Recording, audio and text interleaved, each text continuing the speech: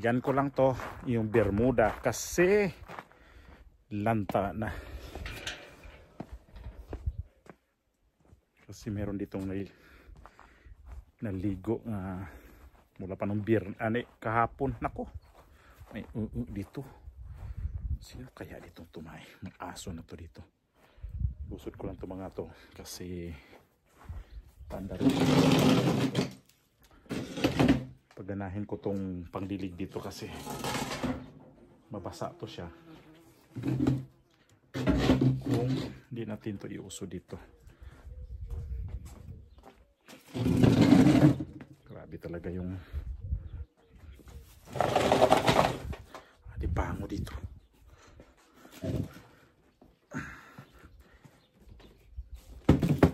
Yung bisita tong simana na to. Okay na tong bakal kasi di sa problema pag nabasa, pero ito mga ratan, problema to siya kung mabasa kasi ano siya, masisira talaga yan.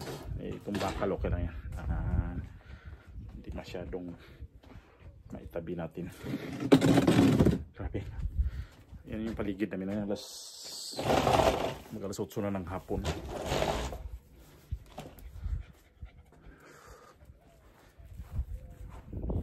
So ditong kuha mo na akong dustpan bago ko ito diligan. So pag diligan ko yan, mababasa. Dali lang ha. Kuha lang ako ng walis at saka dustpan.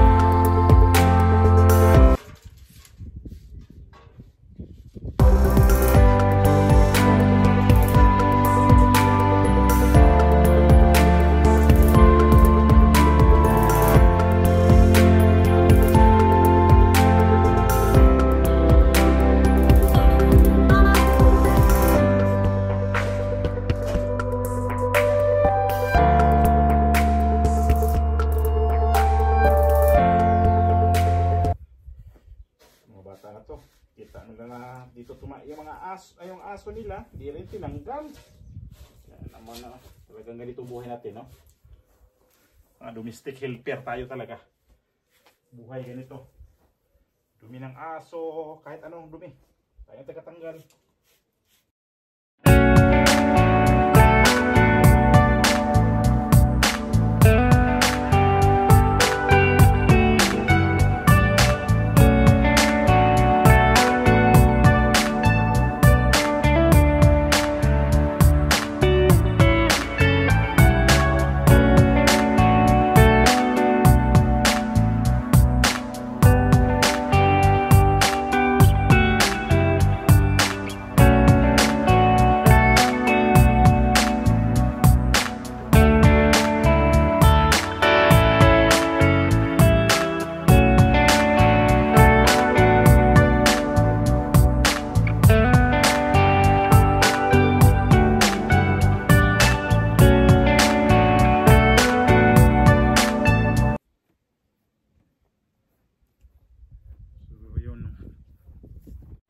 Aso, grabe.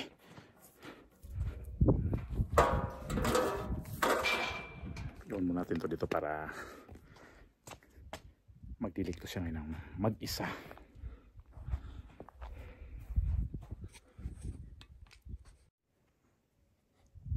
Diyan bandaw yung nakatutok ng camera natin, diyan dadaan yung tubig. Buksan ko natin to siya. Iwan natin to siya. Ayan o. Tapos dyan lalabas ang pandilig niya. Oh, ayan o. Apat yan, bawat sulok mayroon yan. Dito isa, Ayan. Doon din yung isa. Dito rin yung isa. Basta apat lahat yan.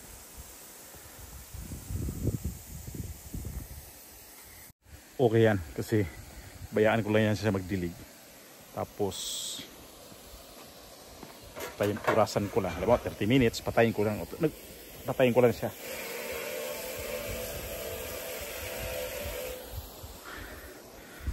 Dati kasi ano yan, automatic, kaya lang nasira nga yung, di ko alam kung may kable yung naputol dyan, di nasira yung kapangsyon ng ano, automatic. Ang sarap ng ano, talsik ng tubig kasi malamig.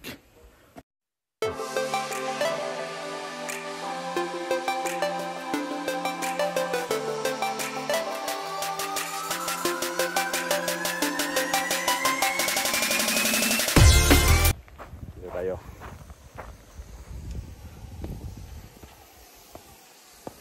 Sarap pa. Kailangan may amoy kasi tuyo kasi. Safety ko lang tong ano, ng pandakot ng ito sa swimming pool. Kaya ako nag-vlog pala dahil ito yung mga maiipon ko sa aking mga vlog, yung konting kita sa aking mga ano, sa aking mga upload. Kasi pag ano, di ba, nakwento ko yon na pag nag-upload ako, tapos halimbawa mag-views ng mga 40, kung ilan ang views ko, makaipon ako ng mga barya-barya dito sa barya-barya sa YouTube. Iniipon ko yun, yung sweldo. Yung sweldo sa akin ng YouTube na mga barya, iniipon ko yan. Pamagitan ng barya, magiging buonan yan. Kaya di ba nila barya, basta maiipon din yan. Dito sa YouTube, sweldo natin barya. Maliit lang naman kasi ano natin pa, channel. Kaya tsaka muna tayo sa mga barya-barya.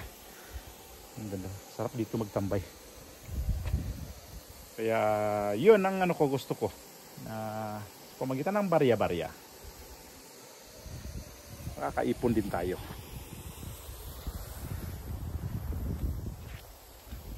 Ito yung mga ano, swimming pool, naganda tuklap.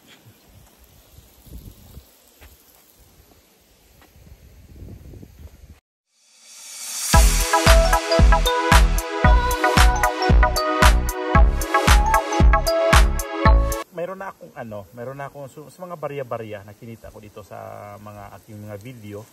Meron na akong ano, naiipon na diyan sa aking para magiging ano, magiging sahod ko. Pag pumunta ng 70 euro yan. Meron ako naiipon yan na 20 euro mahigit. Ayan oh. So, yan yung dadagdagan ko na pagka ano, pag tuwing upload ko. Siyempre, yung itong halimbawa, itong upload na to, meron akong kikitain ito na mga sentimos. Halimbawa lang, kasi depende nga sa views. Halimbawa, mayroon ako ditong 5 sentimos na euro. May ipon at may ipon. Para mag-alkansya ako dito sa YouTube. So, malaking bagay na sa akin yon na magkaroon ako ng mga pabarya-barya, mga sentimos. Kasi pag once na maiipon ko yun, malaki na siya. Kaya sabi ko, upload ako lang upload para makuha ko rin naman yung mahit ko rin yun yung ano, yung 70 euro sasahurin ko. Sana itong mga upload ko, kahit man lang mag-views ako ng mga 100, yun lang. Yun ako mag-ano pa ng hangad pa ng maraming views.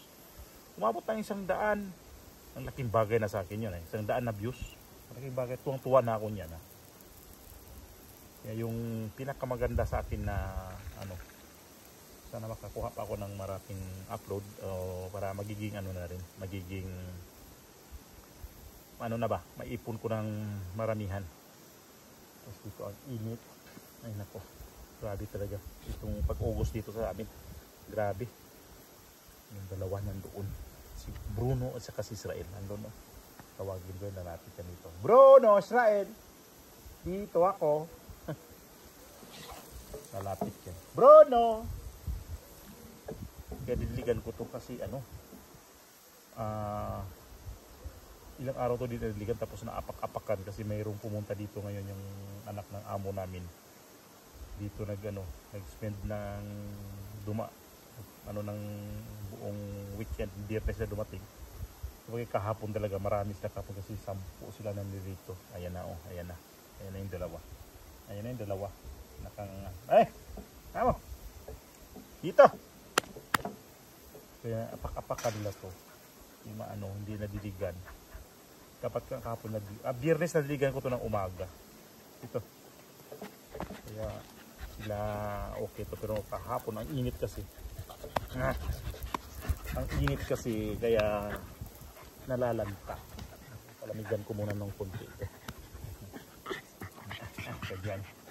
Bruno, mabasa ka dyan.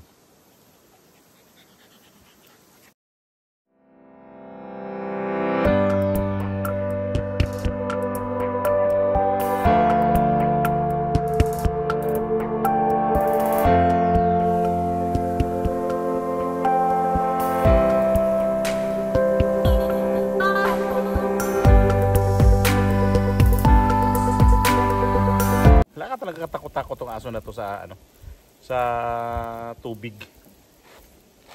Mas may ganyan kasing aso, mahilig sa tubig. Yan talagang maliligo. Ayan, naligo ka na dyan. Naligo na talaga. Talagang nagpasadya ng nagpabasa. Tapos kentong oras, alas 8 na ng hapon. Wag dyan! Ayun ako, dumapa. Dumapa talaga dyan. So, talaga Bruno eh.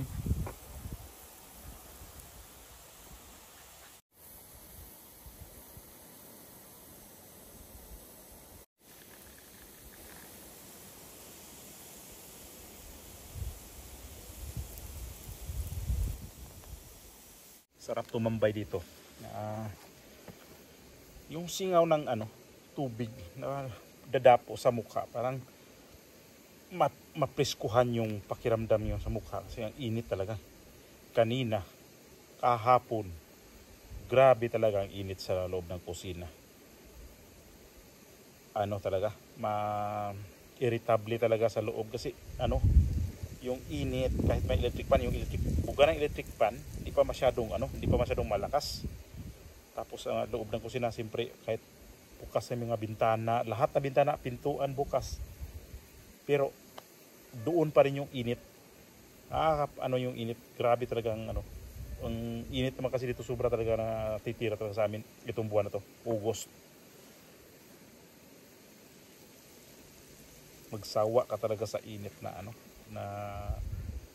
kaninang pakiramdam ko parang sa atin pawis, tapos kulang na talaga mang lagkit ng katawan. Nakakapagod ang pagsiguro ng init. Pumunta pa yung anak ng amo namin dito, maaga nag-almusal, wala pang alas 8 nandoon na pala sa kusina. Sus, ang aga pala nito. Kaya kahapon maaga din, hindi na kami nakapag-prepare masyado sa kusina kasi akala namin hindi masyadong maaga, wala rin pasabi. Yun pala, maaga. Tapos kanina, buti nang nag-sit up ko kahapon ng gabi. Sinit up ko yung lamisa para sa almusal. Ang kulang na lang yung talagang kakainin nila. Pucha, nandoon na naman kaninang umaga. Pagpasok ko, nandoon na yung 5 bata nandoon sa kusina. Ay napo naman itong pasabi na maaga kami bukas mag-almusal kasi maaga siya sumakay ng kabayo. Nag-horseback kasi sila dito ng maaga na nag-horseback, alas 9 pasado pa lang yata nag-horseback na kasi sa init nga iniiwasan nila. Kasi ito na, swimming pool na sila dito na. Kahapon may dumating mga lalaki na mga kaibigan nila, naglaro dito. Binawasan ko ng tubig, konti ang tubig para hindi hindi aapaw, pero umapaw pa din kasi naglalaro dito ng volleyball yata sila kahapon. Yung bola kanina nakabalandra dyan Sila naglaro ng volleyball to.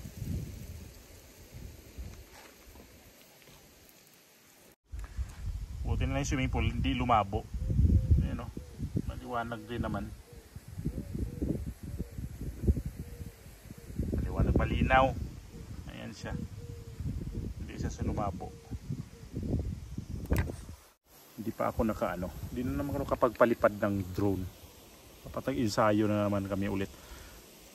Baka bukas o mamaya yung medyo malilim na ako, magpalipad ako, pero di ko muna i-video. Baka bukas pwede ko na i-video kung pagpalipad ko ng drone para masanay at magpalipad, kasi gusto kong may gusto kong puntahan na gamitan ko ng drone na makita yung buong view ba. Mapanood nyo yan, sure naman yan, mapanood nyo, kasi i-upload ko naman talaga yan na papalipad ako ng drone na sa lugar na yan. Bukod yung doon, yung dito sa lugar namin na kung saan kami nakatira, mayroon kong puntahan na maganda siguro palipadan ng drone, kasi makita yung buong bayan ba. Yung bayan namin muna ang iba-vlog ko na sa pamamagitan ng my drone.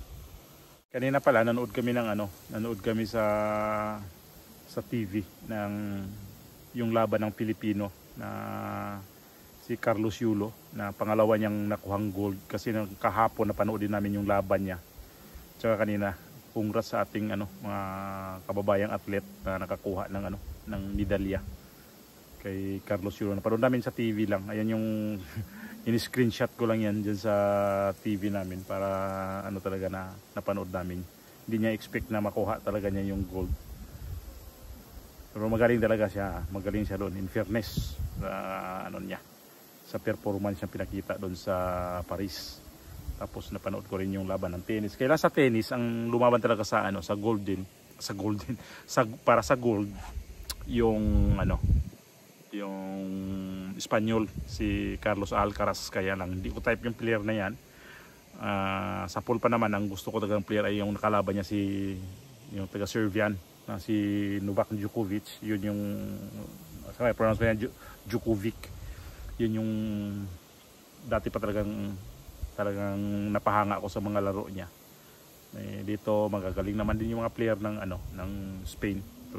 Sa tennis, si Nadal. Saka maraming player na mga tenista na Espanyol na magagaling. Ito si Almagro, ito si Ferrer, sino pa to, may Feliciano. Hindi yung tatay ko magagaling yung may Granulars ba yun? Ang daming magagaling nila mga tenista na Espanyol lang. Nakikita isa di utama siya ng type. Itong bata pa ngayon, ito si Alcaraz, mas gusto ko kasi bata pa, kaya lang hindi lang mayabang ang dating na player na to. Sabi ko hindi ko type yung mga ganyan, kasi itong kalaban niya dati noon ko pa yan, talagang may hanga ako sa kanyang maglaro, kasi simple lang, tapos talagang may diskarte sa laro, magaling siya. Yun ang nakakuha ng ginto sa yung Serbia sa tennis. So lahat naman na mga athlete na nasa France ngayon, nasa Paris, i-congrats natin sila, kasi sila, deserve nila yan na makamedalya, lalo na yung mga kapwa namin na Pilipino na deserve niyo yan, na mayroon kayong mga incentives galing sa gobyerno, galing sa mga private sector na binibigay sa inyo. Deserve nyo yan, kasi grabe naman talagang training nyo. Ang gagaling nyo naman talaga sa training pa lang, sulit na, buhay naman talaga ang ginagawa nyo dyan.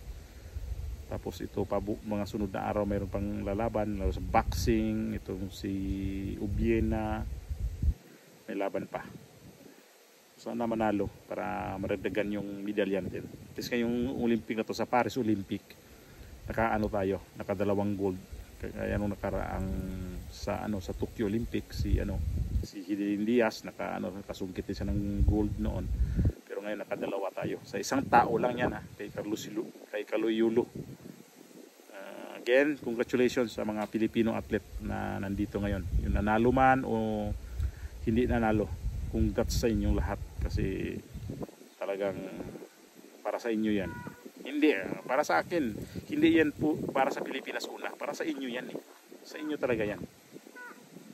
Hindi naman yan sabihin pa na porket andyan kayo para sa Pilipinas. Unang-una yan kayo, ang nandyan. Para sa inyo yan. Kayo mismong nagrepresente bago ang Pilipinas. Para sa akin lang yan. Halimbawa tayo mga OFW, nagtatrabaho tayo kagaya sa amin. Ito, OFW kami. Kaya kami ito, trabaho. Ang dala namin dito una is kami. So pag nandito na kami, ang sunod namin i-representa ay ang Pilipinas na. Hindi na pangalawa na yung Pilipinas. Una kami kasi kami ang gagawa muna. Kami ang gagawa Kami ang tatrabaho muna. Anong gagawin namin trabaho dito Kami yung magpapakita na ito kami. So mananalamin yun na yung bansa natin. So ang ano yan is nairepresenta natin ang Pilipinas pamamagitan ng sarili natin mismo. Kaya pag nandito tayo, ang mga kahit saan mang banda kayo ng mga OFW, so congrats sa atin kasi tayo ang nagpresenta sa Pilipinas na ito yung tayo mga trabaho natin. Although hindi naman lahat ng oras na okay ang performance natin sa trabaho, okay rin ang performance ng mga amo natin, nakakainis, ang daming nating sakripisyo din dito pag nagtatrabaho tayo. Unang-una sa amo, pangalawa sa mga kasamahan, sunod tayo na rin, mga nasa pamilya, ganun na rin ganun lang yan. Porket nandito ka, yung pamilya natin, nagkaroon pa rin tayo ng mga problema. Hindi pa rin yan nawawala. Sasabihin ko yan na hindi nawawala yung problema tungkol sa pamilya, mga ganun bagay. Maraming mga problema na di ko lang babanggitin kung ano, pero nandun lagi yan. Nakakabit yan, nakakaakib, nakasalalay pa rin yan. So, yun lang siguro na ipakita ko itong vlog na to, itong video na to. Maraming salamat sa inyong suporta. At sana itong kita naman ito, yung video na to, na sa pamagitan ng sentimos sa aking magiging kita nito sa YouTube. Maidagdag ko, maiipon ko, magiging alkansya ko na rin. So, maraming salamat sa inyo. Babay na ako.